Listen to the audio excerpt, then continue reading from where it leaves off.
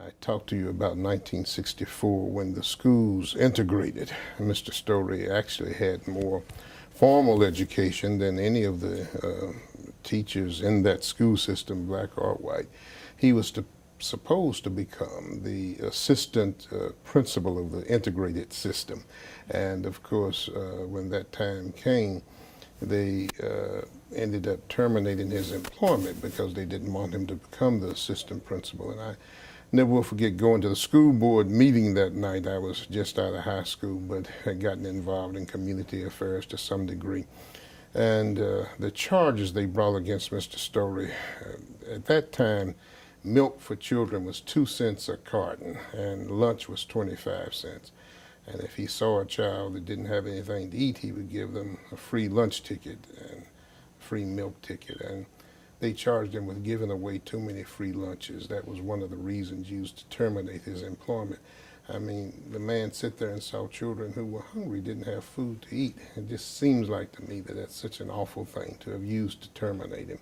Then they charged him, we would go to Bowling Green 20 miles up the road where we would buy musical instruments. So the principal had all kinds of responsibilities, including going to buy the musical instruments. And he had gone to Bowling Green one evening to make this purchase, and a couple of kids got into a scuffle on the bus. And they couldn't reach him. There was no cell phones in that day and time, and they used that as another reason. But those were the two main reasons they used to terminate his employment.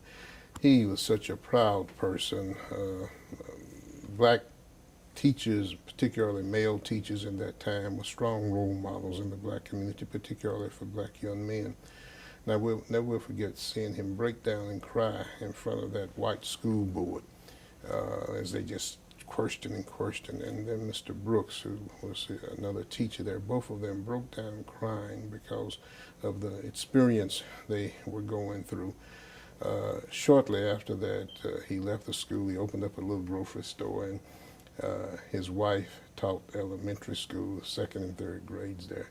She ended up passing, dying a year or two after because the nervousness of just what had gone on in their life.